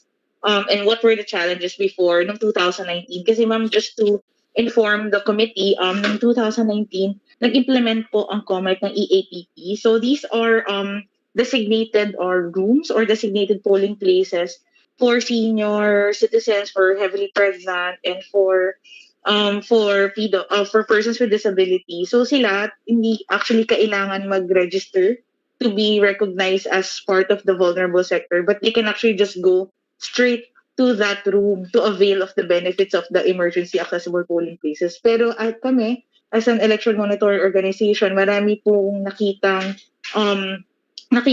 problema sa pag-i-implement kasi nangyari po minsan kasi kailangan po yung balota dadalhin mula sa taas papunta sa baba doon sa EAPP. Doon po nagkakaroon ng miscoordination. Hindi po minsan alam ng mga presinto sa taas na meron palang EAPP. Kasi importante po sa mga ganitong panukala is babalikan yung ano po ba yung kailangan or concern ng mga botante mismo. Kasi sa totoo lang yung pagpaparegister bilang isang person with disability or isang senior citizen, hurdle na po yun. Kaya po actually it was a welcome direction yung pagkakaroon ng EAPP kasi hindi po nila kailangan mag-register pa ng additional information to avail of the benefits. Pero since nag-pilot pa lang yun, siguro very important po na balikan din kung ano po yung mga challenges na hinarap ng COMELEC nung in-implement po nila yon ng 2019. Tapos on the mail-in voting naman, we are very hard-pressed on the fact na the success of mail-in voting is very much dependent on the integrity of the postal system of the country. It's deemed successful in other countries, in other localities kasi matagal na pong establish yung kanilang mga postal system and they really trust it really well. Kasi as in, to the fact na, I mean, if you've tried living abroad, you can actually send money through post mail. But that we have to achieve first before we go into exploring post-in voting, mail-in voting. Kasi po, ayan, very important. Never rin naman po yung mga balota na mag-go through that system. So there. Thank you, Madam Chair. Thank you. But it's an Ilocano tradition to send pauwi through the mail. Sa totoo lang, naglalagay sila ng mga dollar nakaipit. As you said, we're not certain that it's always received at the other end, but we've certainly tried it. Thank you very much. Is there any other comment? Maybe COMELEC can answer with regard to the question of implementation. Kasi kung minsan we're full of good intentions nga, pero sa enforcement, sa implementation, talagang nagkukulang tayo. And she made reference to the 2019 emergency polling places. Anyone who was involved in the COMELEC with what was mentioned? Madam Chair. Sino pa? Commissioner Casquejo, please. Madam Chair, that is correct, Madam Chair. In 2019, we implemented emergency accessible polling place. Even before that, meron na po tayo in barangay elections, 2017, the emergency accessible polling place. However, in 2019, we implemented nationwide. Nagkaroon lang po tayo ng problema doon, Madam Chair, because it was implemented late only. Yung preparations natin because in the emergency accessible polling place, there is no vote counting machine. So ang gagawin doon is kapag may dumating na senior citizen or heavily pregnant or PWDs, may option siya is to go to the presinto mismo kung saan siya na-rehistro. Or kung yung presinto niya is nasa itaas o malayo, he can go directly to the EAPP without registering. So what the electoral boards of that is kukunin niya yung kanyang balota. But then again, yung mga senior citizen kasi gustong-gusto nila na sila mismo yung susubo doon sa BCM. So that is why yung iba hindi napupunta doon, hindi napapasok doon kasi kaya naman nilang umakyat or lumakad papunta doon sa sa isang presinto kung saan sila narehistro.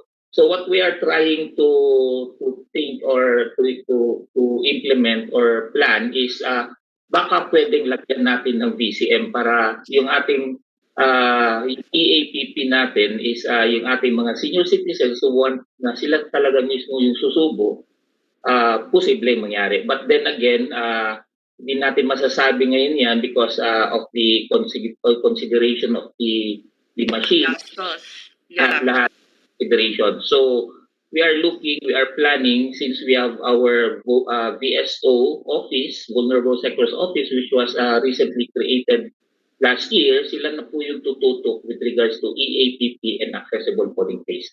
Rest assured, in 2022 elections, lahat ng naging problema na nakaharap namin in 2019, ma-address na namin in 2022 NLE with the our new office, VSO office, headed by Director Balita. I'm in full agreement, Commissioner. Sa probinsya, yung mga lola pang masigasig na manood ng bilangan, parang pista sa nayon. Pambihira talaga. Nakakatuwa tayo. Thank you very much. And if there are no further comments, I think we've tackled the business at hand. Madam Chair? ECW, Maria Rebecca, I'm sorry, your name is cut. Yes, Madam Chair, thank you very much for the recognition. We would just like to comment on the the Senate bills on the accessible polling places, as mentioned a while ago. In the implementation of the emergency accessible polling places in 2019, they have already included heavily pregnant women. And so the Commission wishes that this also be institutionalized in the form of a law for the pregnant women to also be included. But in here, we are proposing to also include not just the heavily pregnant women, because in the COMELEC resolution, they are including heavily pregnant women or those who are at least 6 months on the family way. We at the Commission are recommending to include all pregnant women, especially those who could present certificates from their physicians that they, even if they are in their first trimester, that they are having a delicate pregnancy, that they be allowed to access accessible polling places. So that is for the Commission. Yes, with all due respect to the Commission, I think obstetricians have now determined that every pregnancy is in fact high risk from the outset. So a physician's referral letter indicating their status as pregnant should be sufficient, and there should be no need to explain that they have special morbidities or other risks. Yes, thank you very much, Madam Chair, for that recognition. Yes, okay. Mr. Paulo Sevilla, is that the correct name? I'm only reading from the screen. Madam Chair, on the part of Democracy Watch, Please unmute. is my audio coming in clear now? Very weakly, though. Madam Chair. Yes, please. On the part of Democracy Watch, Madam Chair, we just have a few concerns. First is with regards to implementation, are there any proposed safeguards for ensuring that in the process of transfer from the voters' residence to the counting facilities, that there will be no tampering with the ballot itself? So that's our first concern with regard to implementation. We'll appreciate your help on that. The bill has only been proposed. So wala pang na-work out na operating I guidelines. see. Just clarifying po. And our second concern is also again with implementation. Are there any proposed methods as of now for how such ballots will be counted? Is the tabulation method going to be the same? I think or these are the same issues that Commissioner Casquejo just brought up. I see.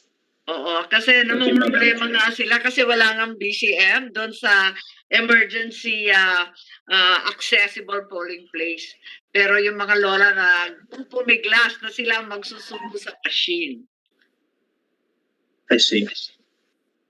Thank you for the recognition. Thank you very much. And if you have any suggestions, like you said, there's that sticky portion where you have to transfer the ballot from the emergency area to the actual precinct to stick it into the VCM. So there's always that nervousness and anxiety on everyone's part.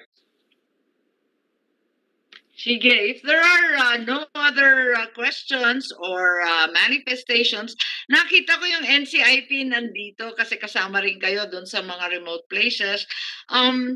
Yes, would you like to say something or submit a position paper? Yes, NCIP. Nagtaas ng kamay. Okay, Attorney. Okay. Good morning, ma'am. The NCIP fully supports and welcomes any legislation that would support, of course, the rights of the IPs to suffrage.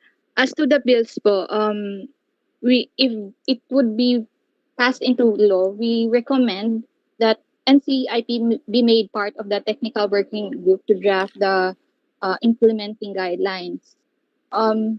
We also support our good senators' recommendations earlier to the COMELEC of bringing the polling places or yung satellite registrations closer to our communities. Kasi admittedly talaga, ang problem is logistics, especially for our communities who are living in far-flung areas. Nahirapan pa talaga sila mag-register and to vote. So it is our recommendation po sana sa COMELEC na to consider na bringing these special polling places and satellite registration areas closer to our communities.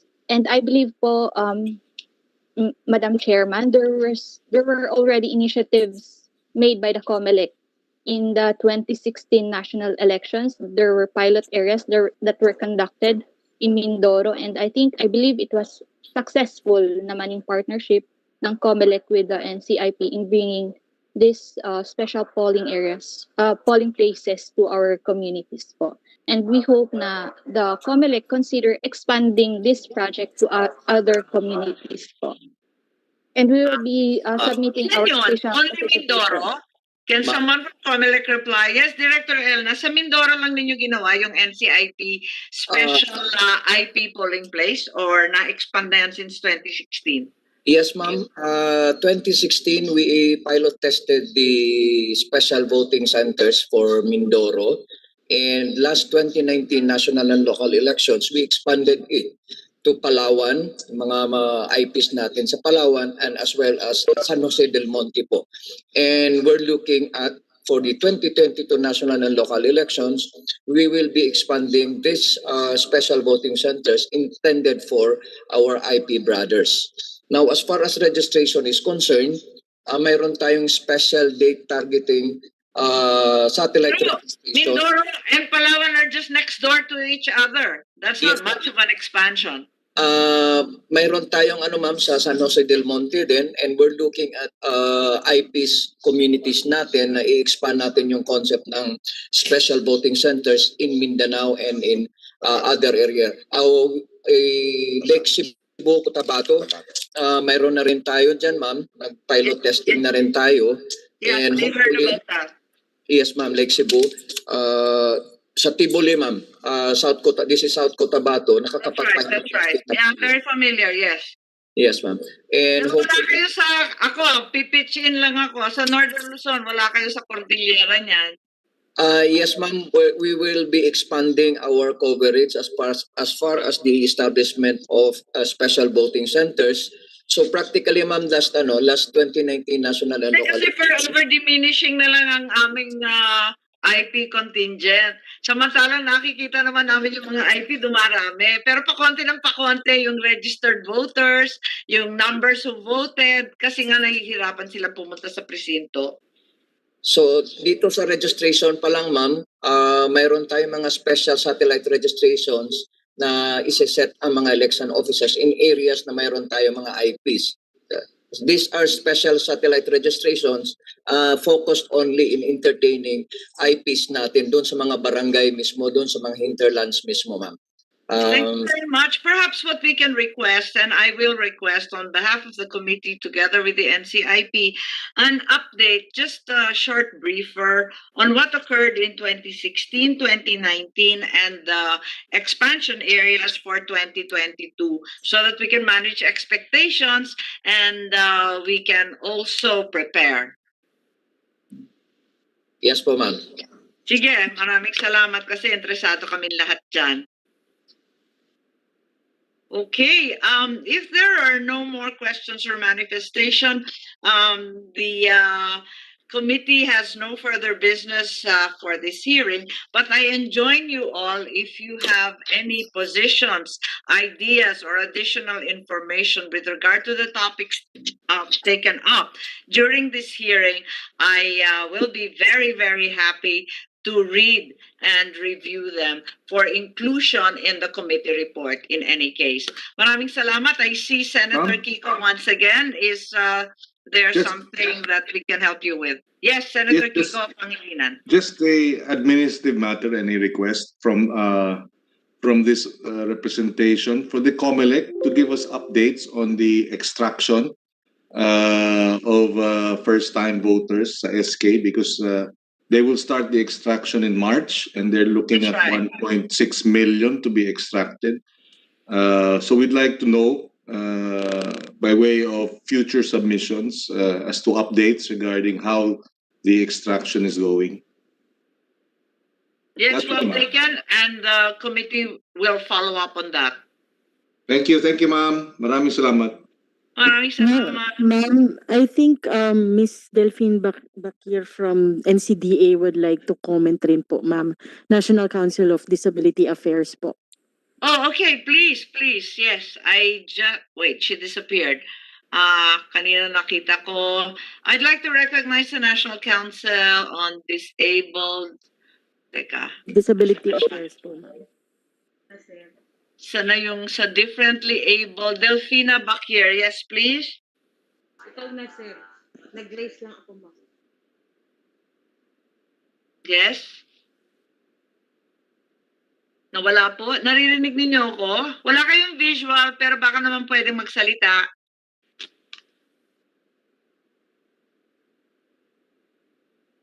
Okay. For now, ma'am, I think Attorney Justiniani. Yes. Good afternoon, ma'am. Last comment, ma'am. For ideals, we support the passage of Senate Bills 1870 and 1866 on providing special voting arrangements for senior citizens, PWDs, as well as for pregnant women and indigenous people. But there are perceivable disadvantages in postal voting for the consideration of this honorable committee later on when the bill is being further developed. For one, we see that fraud can be easily committed because of in distant voting, the likelihood of coercion is higher than when being done in the precinct. And for another, for example, illiterate voters may not be able to vote as how they will without the assistance of officials. So perhaps there could be penal provisions that could punish the violation of the sanctity of voting by mail added in the pending bill. And additionally, there's a provision in Senate Bill 1870 that allows voter registration by postal voting. In the existence of the mandatory biometrics law, perhaps the implementing rules should address how to capture the biometric details of a person registered to vote if they decide to register voting by mail. So these disadvantages, however, can be addressed by legislation or by the creation of a comprehensive implementing rules and regulation. But ultimately, postal voting is still a very welcome development in moving forward in how the Philippines can do elections because of the convenience it offers and because of how it makes elections more inclusive and encouraging, especially to senior citizens, PWDs, and other vulnerable groups. That is all, ma'am. Thank you very much, Dondi. And if you will, please think about your suggestion on the biometric identification and safeguards, because I believe that that's an interesting area of security. Kung meron kayong position, now or later on, please, we'd be very, very happy to review it. I think the NCDA is now able to communicate. I'd like to recognize Mr. Executive Director Rojas, please. Thank you very much, Madam Chair, and good morning to everyone. NCDA would like to manifest our full support to these bills, the bills that were discussed, because they promote the rights of persons with disabilities, particularly the right to our political rights, and we particularly focus on the accessibility of the polling places, not only on the structural accessibility, but also on the communications part. May mga deaf tayo pupunta. I think that we can also provide reasonable accommodation to them. Kasi po kung hindi po nila naiintindihan yung nangyayari, hindi nila naririnig, ay nade-deprive din po rin sila ng rights nila. It's very easy actually. Small pen and paper would do na hindi na po kailangan ng talagang dedicated na mga sign language interpreter na which we practically do not have nationwide. Hindi po ganun karami kasi yan eh.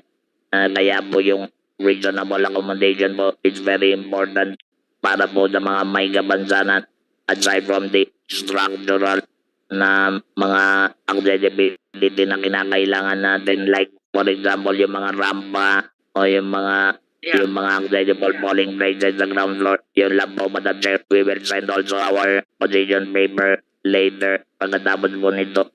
Thank you, Madam Chair. Thank you sa lahat po ng ating mga honorable senators. Thank you very much, and I'm hopeful that we will be able to address these issues. Thank you very much, Engineer Rojas, for your continued support and participation. Sige po. Teka, I think I just have time for a very quick comment from Helen Graido. Ikaw ba yung nagtaas ng kamay? Yes, Madam Chair. Yes, just to wrap up. From our end, as an election monitoring organization, we actually welcome the direction that this inquiry from Senator Kiko Pangilinan is going. And this is evidence that COMELEC is wanting to assure the safety of all its stakeholders, all the election stakeholders, including the voters, the candidates, their supporters, and the political parties. But now we would want to put forward the importance that should be placed on communications and transparency on the preparations that are being conducted by the commission as managers of elections. And we also put forward the importance on making sure na yung mga preparations po natin are products of consultations of those who are actually experts on these matters. That would include public health experts po natin, even technology experts and election law experts, para po yung mga lalabas po na mga policies are well-rounded po. And hopefully by communicating, we can communicate these safeguards, these steps through a list of mga steps na gagawin po ng commission. That could be in the form of a code of conduct that would cover all electoral periods within the electoral cycle. So that would be all, Madam Chair. Thank you so much. Okay. Okay, I think we've heard all the different views and the concerns, and I thank once again Commissioner Casquejo for giving up his lunchtime as usual, together with Director Elnas, mga suki natin, sina Ms. Buena Obra and Director Balingkit, our COMELEC directors who are all here. Maraming salamat po, and I'm hopeful that we can come up with good laws and guidelines that will actually expedite instead of hamper the exercise of our right to vote, even in the time of the pandemic. Thank you very much, and this hearing is thereby suspended. Thank you, ma'am. Thank you, ma'am. Salamat mga Thank you, Madam suki. Chair. Nako, walang